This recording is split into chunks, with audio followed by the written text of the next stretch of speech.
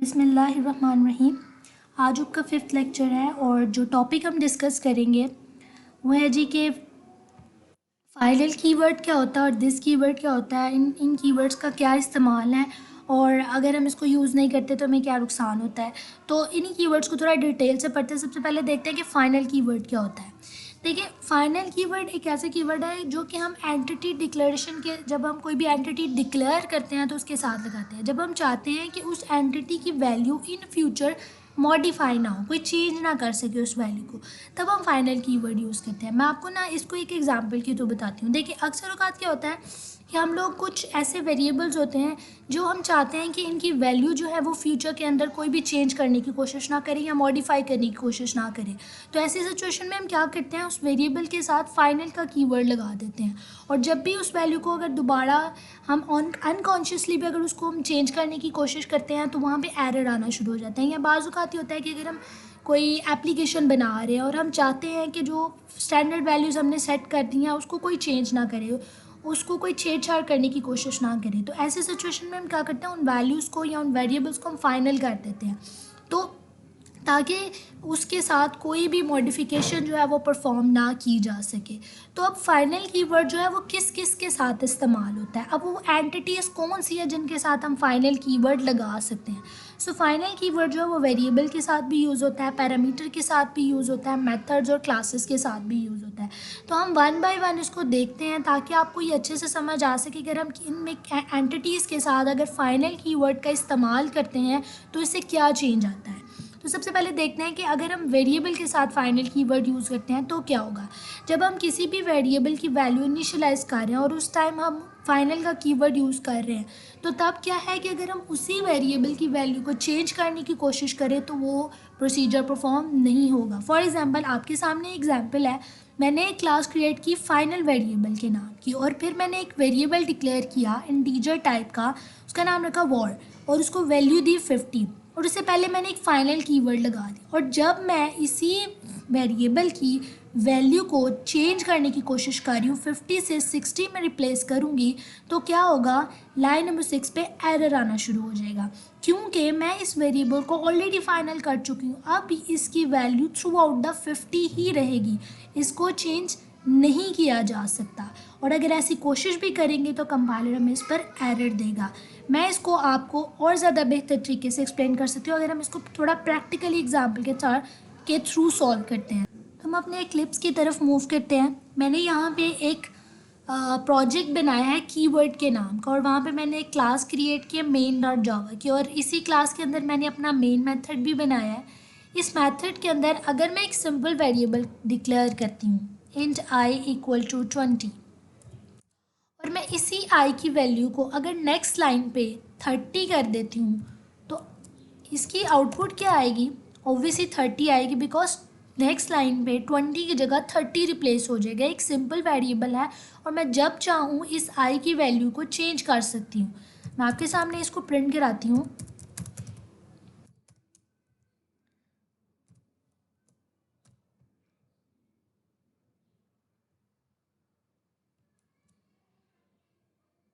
तो ये देखें आपके सामने 30 प्रिंट हो गया। इट्स मीन दैट कि i की वैल्यू रिप्लेस होगी जब मैंने i की वैल्यू 30 की। तो सिंपल वेरिएबल के साथ तो ये काम किया जा सकता है, लेकिन अगर मैं इस वेरिएबल को फाइनल कर देती हूँ और मैं चाहती हूँ कि i की वैल्यू जो है वो इन फ्यूचर कोई भी चेंज करने की कोशिश ना करे, हमेशा के लिए 20 ही कांस्टेंट वैल्यू रहे, तो ऐसी सिचुएशन में क्या है कि मैं इसको फाइनल कर दूँगी। तो आप देखें कि i के ऊपर एरर आना शुरू हो गया और मैं इसके ऊपर अगर माउस लेके जाती हूँ तो वो मुझे बताएगा the final local variable i can not be assign, क्योंकि i जो है वो एक लोकल वेरिएबल है लेकिन मैंने उसको फाइनल बना दिया और अब उसको भी असाइन नहीं किया जा सकता दोबारा से क्योंकि उसमें ऑलरेडी 20 है और ना कि हम उसको एक से ज़्यादा वैल्यूज़ दे सकते हैं। 20 है तो उसको 30 भी नहीं दिया जा सकता, रिप्लेस नहीं किया जा सकता क्योंकि 20 जो है वो एक कांस्टेंट वैल्यू बन चुकी है i के लिए। तो इसलिए ये है जी फाइनल कीवर्ड का इस्तेमाल जो कि हम वेरिएबल के साथ करते हैं। इसके अलावा जो है वो हम क्लास और मेथड्स के साथ भी फाइनल कीवर्ड का इस्तेमाल करते हैं। तो लेक्चर की तरफ मूव करते हैं। सो ये हो गया जी फाइनल वेरिएबल के साथ। अगर हम लोग फाइनल का कीवर्ड पैरामीटर्स के साथ यूज़ करते हैं तो वो किस तरह से बिहेव करेगा। फॉर एग्जांपल आप देखें यहाँ पे एक फंक्शन बनाया गया क्लास के अंदर, फाइनल पैरामीटर की क्लास है और उसके अंदर एक फंक्शन बनाया गया एग्जाम्पल नाम का जो एक पैरामीटर रिसीव कर रहा है और उस पैरामीटर को नाम दे दिया फाइनल का। तो आप देखें जब जो वैल्यू इस फंक्शन के अंदर पास होगी, अगर मैं उसको चेंज करके 4 करने की कोशिश करूँगी तब भी मेरा इस लाइन पे एरर आएगा। मैं आपको इसे भी एग्जाम्पल के थ्रू एक्सप्लेन करती हूँ। फॉर एग्जाम्पल मैं यहाँ पे क्या करती हूँ, मैं अपने पहले वाले कोड को रिमूव कर देती हूँ।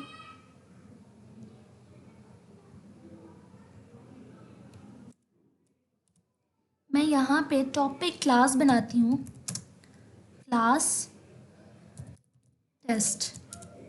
मैं यहाँ पे एक फंक्शन बनाती हूँ void example, और इसमें मैं एक पैरामीटर रिसीव करूँगी। ओके जी, अब मैं यहाँ पे अपनी मेन फंक्शन के अंदर आके इसी टेस्ट क्लास का ऑब्जेक्ट बनाऊँगी सबसे पहले।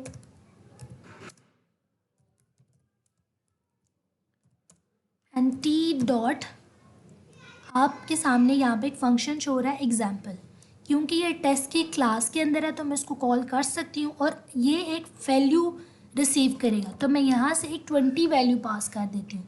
अब चूंकि ये टेस्ट की क्लास का ऑब्जेक्ट बना है और टेस्ट की क्लास के अंदर एग्जाम्पल नाम का फंक्शन है तो इसमें मैंने 20 पास किया इस फंक्शन के अंदर।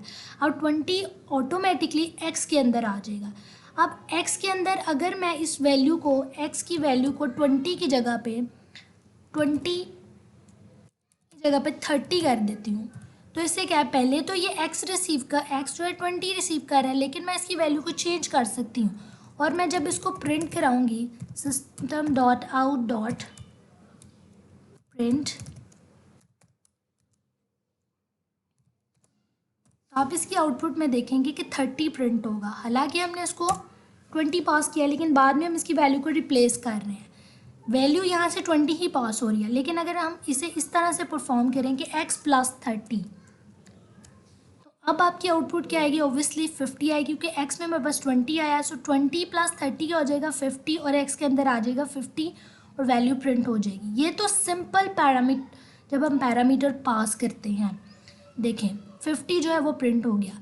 लेकिन अगर मैं इस पैरामीटर को फाइनल कर दूं कि जो वैल्यू यहाँ से 20 पास की गई है वो वैल्यू जब x के अंदर आ गई तो उस x की वैल्यू को चेंज ना किया जा सके, x की वैल्यू हमेशा 20 ही रहे।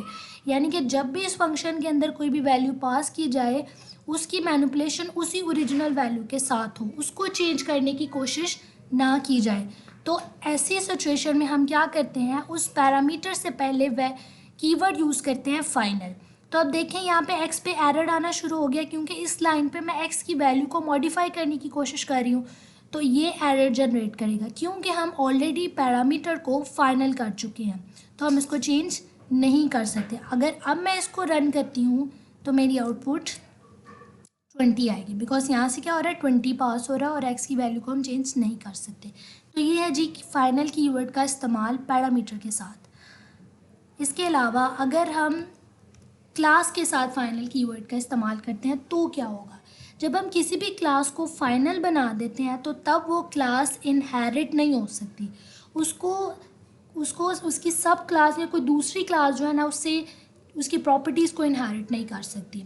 ये देखें जी आपके सामने एग्जांपल है, अगर मैंने एक क्लास बनाई है उसका नाम रखा है फाइनल क्लास और उस क्लास से पहले मैंने फाइनल का कीवर्ड यूज़ कर लिया, और अगर मैं इस क्लास को इस सब क्लास में इनहेरिट करने की कोशिश करूँगी तो मेरा इस लाइन पे एरर आना शुरू होगा। मैं इसे भी आपको प्रैक्टिकली करके दिखाती हूँ। फॉर एग्ज़ाम्पल मैं यहाँ पे इस क्लास के बाद एक और क्लास बनाती हूँ, क्लास सब क्लास, और इसे मैं एक्सटेंड करती हूँ अपनी सुपर क्लास जिसका नाम मैंने टेस्ट रखा है उससे। तो इस सिचुएशन में कोई भी एरर नहीं आएगा। लेकिन अगर मैं इस क्लास को फाइनल कर देती हूँ फाइनल का कीवर्ड यूज़ करके, तो यहाँ देखिए एरर आना शुरू हो गया है।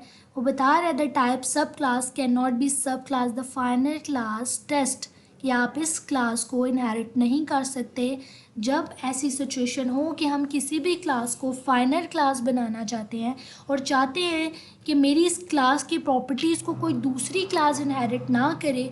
तो ऐसी सिचुएशन में हम लोग फाइनल क्लास बना देते हैं, कीवर्ड का इस्तेमाल करते हुए इस क्लास को फाइनलाइज कर देते हैं ताकि इसकी प्रॉपर्टीज़ दूसरी क्लास इनहेरिट ना कर सके। ये है जी फाइनल कीवर्ड का इस्तेमाल क्लास के साथ। लेकिन अगर हम लोग फंक्शन के साथ यूज़ करें तो फंक्शन में क्या होता है कि हम लोग अगर किसी भी फंक्शन से पहले फाइनल का कीवर्ड लगा देते हैं तो उसे हम ओवरराइड नहीं कर सकते। ओवरराइड का कॉन्सेप्ट अभी हमने नहीं पढ़ा, वो पॉलीमॉर्फिज्म में हम पढ़ेंगे, तब मैं आपको ये टॉपिक ज़्यादा अच्छे से क्लियर कर दूंगी कि हम अगर किसी भी फंक्शन को फाइनल बना देते हैं तो तब क्या चेंजेस आती हैं। सो नेक्स्ट ये था all over the final keyword. अब हम आगे मूव करते हैं और अपने दिस कीवर्ड की तरफ चलते हैं कि इसका क्या इस्तेमाल है। दिस कीवर्ड क्या होता है, हमारे एक रेफरेंस वेरिएबल होता है जो कि ऑब्जेक्ट को रेफ़र करता है, यानी हमारे करंट ऑब्जेक्ट को रेफ़र करता है। इसकी आप डेफिनेशन या क्लैरिटी से इस तरह से पढ़ सकते हैं कि जी ये हमारे करंट क्लास के इंस्टेंस वेरिएबल को भी रेफ़र करता है, ये कंस्ट्रक्टर को इनिशिएट करने के लिए भी यूज़ होता है, मेथड के अंदर एज आर्ग्यूमेंट भी पास होता है, कंस्ट्रक्टर में भी एज आर्ग्यूमेंट पास होता है, और करंट क्लास से रिटर्न इंस्टेंस वेरिएबल रिटर्न करने के लिए भी यूज़ होता है। मैं ये थोड़ा सा कंफ्यूजिंग ज़रूर होगा लेकिन मैं ऐसे आपको एग्जांपल के थ्रू एक्सप्लेन करूँगी तो ये आपको ज़्यादा अच्छे से क्लियर हो जाएगा। सो एग्जांपल की तरफ मूव करते हैं। सबसे पहले आपके सामने एक एग्जांपल है, मैंने एक क्लास बनाई अकाउंट नाम की, उसके अंदर मैंने दो इंस्टेंस वेरिएबल डिक्लेयर किए, इंट ए एंड बी। एक फंक्शन मैंने सेट डाटा के नाम का बना और एक शो डाटा के। एक फंक्शन क्या करेगा, वैल्यूज़ को सेट करेगा और दूसरा उन्हीं वैल्यूज़ को प्रिंट करेगा। अब ये सेट डाटा का फंक्शन दो पैरामीटर रिसीव कर रहा है, ए एंड बी। अब मेरे इंस्टेंस वेरिएबल का नाम भी ए एंड बी है और ये वाले a and b local variables हैं। फंक्शन के जो ब्रेसेस के अंदर हम जो वेरिएबल डिक्लेयर करते हैं वो भी लोकल वेरिएबल होते हैं। ये वाले वेरिएबल इंस्टेंस हैं, ये वाले लोकल हैं।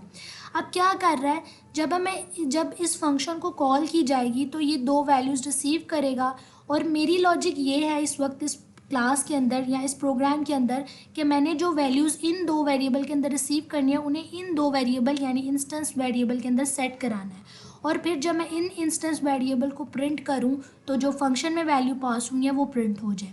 जैसे कि ये हमारा पब्लिक मेन मेथड है और इसमें हमने अकाउंट नाम की क्लास का ऑब्जेक्ट बनाया, और जब इसी ऑब्जेक्ट की मदद से सेट डाटा के फंक्शन को कॉल की तो 2 और 3 दो वैल्यूज़ पास की। ए में जाएगा 2 एंड बी में जाएगा 3 अकॉर्डिंग टू माई लॉजिक, कि मेरे हिसाब से 2 जो है वो ए के अंदर जा रहा है और 3 जो है वो बी के अंदर जा रहा है, और यही ए जो है वो इस वाले इंस्टेंस ए के अंदर जाएगा और बी वाला इस वाले बी के अंदर जाएगा।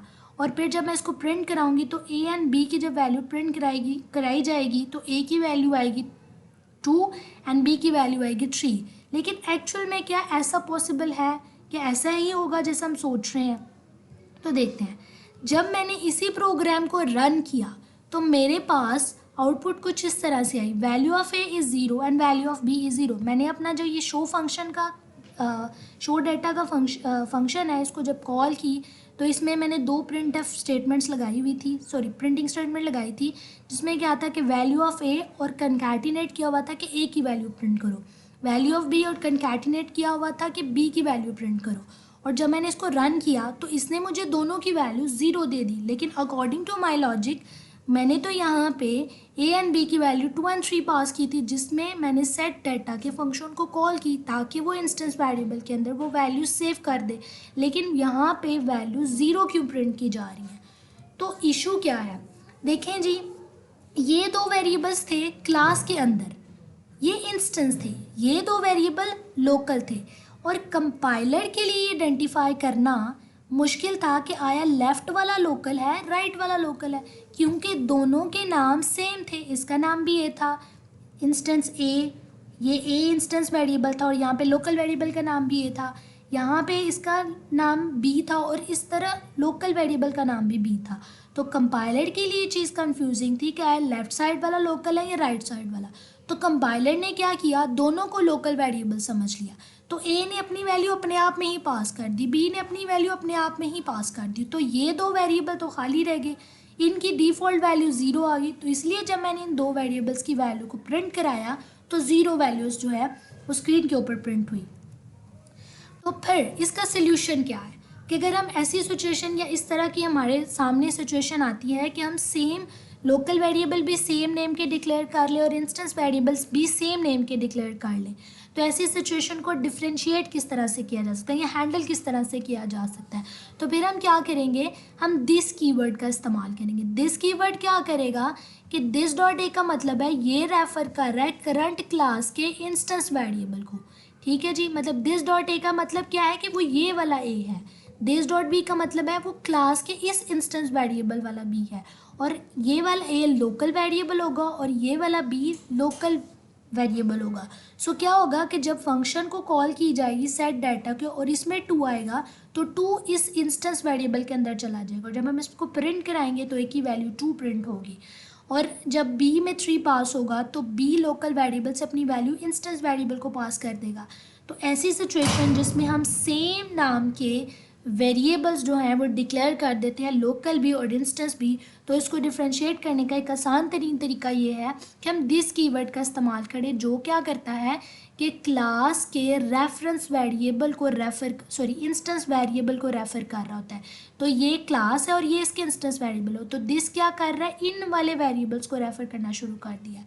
तो एक्चुअल में ये हम परफॉर्म कर रहे हैं, लेकिन बैकग्राउंड पे एग्जीक्यूशन कैसे होती है देखें। जब हम लोग क्लास मेन मेथड के अंदर क्लास का ऑब्जेक्ट बना के सेट डाटा के फंक्शन को कॉल करते हैं, तो जब एग्जीक्यूशन होती है तो दिस की जगह पे क्या होता है, ये वाला ऑब्जेक्ट रिप्लेस हो जाता है। ड्यूरिंग एग्जीक्यूशन हम दिस कीवर्ड यूज़ करते हैं, लेकिन एग्जीक्यूशन के टाइम पे जो हम क्लास का ऑब्जेक्ट बनाते हैं वो रिप्लेस हो जाता है। जैसे कि डेफिनेशन में भी हमने पढ़ा था कि वो करंट क्लास के ऑब्जेक्ट को रेफ़र करता है और वो करंट क्लास के इंस्टेंस वेरिएबल को भी रेफ़र करता है।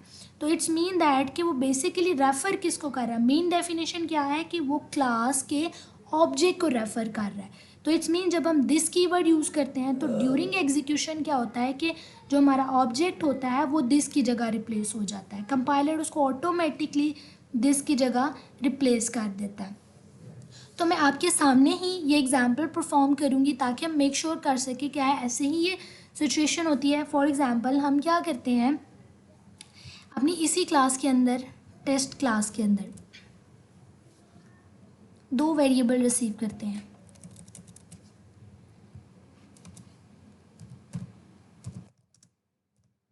और अपने 2 इंस्टेंस वेरिएबल बनाते हैं, इंट ए, और इनके सेम नाम रख देते हैं।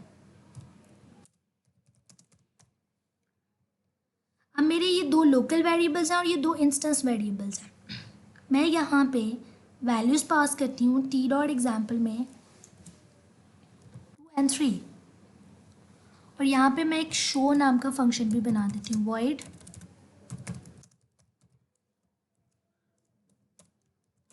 अब इस शो नाम के फंक्शन में मैं जो वेरिएबल प्रिंट करा सकती हूँ वो ये वाले इंस्टेंस वेरिएबल्स हैं, क्योंकि ये वाले ए और बी का स्कोप तो सिर्फ इन 2 ब्रैकेट्स के अंदर है, क्योंकि ये दोनों तो लोकल है। ये वाले ए एंड बी की वैल्यूज़ को मैं प्रिंट करा सकती हूँ। तो मैं इसको स्क्रीन पे इस तरह से प्रिंट कराऊंगी, system dot out dot print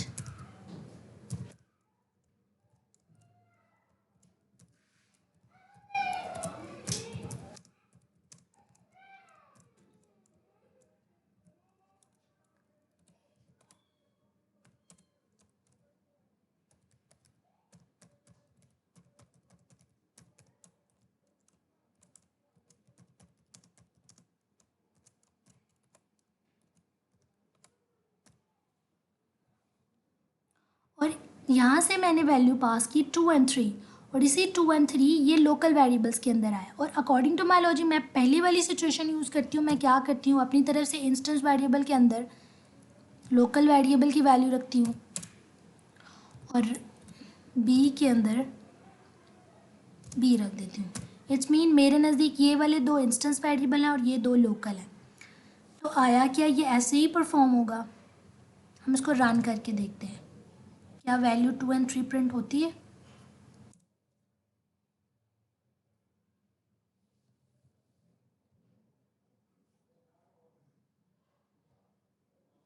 तो देखें कुछ भी प्रिंट नहीं हुआ। यानी अगर डिफरेंट कंपाइलर में हो सकता है कि 0 प्रिंट किया जाए, और लेकिन यहाँ पे मेरी कोई वैल्यू नहीं आ रही। इट्स मीन दैट कि ए और बी जो है वो जो मैं प्रिंट करवा रही हूँ वो खाली है इस वक्त, इसलिए ये प्रिंट नहीं होगा। इसको एक दफ़ा दोबारा रन करके देखती हूँ।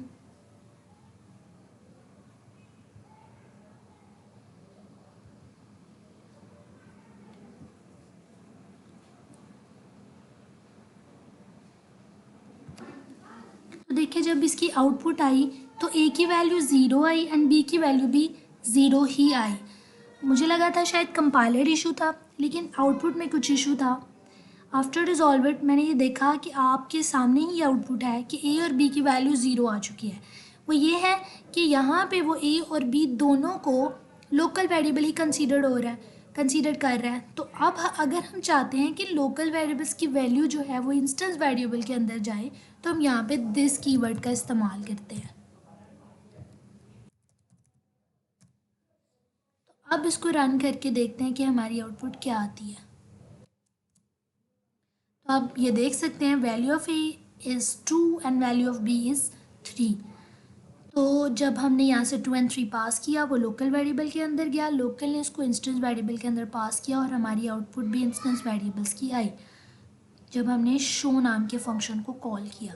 सो ये था जी यूज़ दिस कीवर्ड का। वैसे आप डिफरेंट वेरिएबल्स भी यूज़ कर सकते हैं, लेकिन ये है कि बाज़ औक़ात हम अनकॉन्शियसली ऐसे कर देते हैं कि हम सेम वेरिएबल्स यूज़ कर लेते हैं, लोकल भी इंस्टेंस भी। तो इस क्लैशेस को ख़त्म करने के लिए दिस कीवर्ड का इस्तेमाल किया जाता है। अगेन डेफिनेशन दोहरा देती हूँ। दिस कीवर्ड क्या करता है, क्लास के ऑब्जेक्ट को रेफ़र करता है और क्लास के करंट इंस्टेंस वेरिएबल्स को भी रेफ़र करता है। So that's all. आज के लेक्चर में बस यही था। Thank you.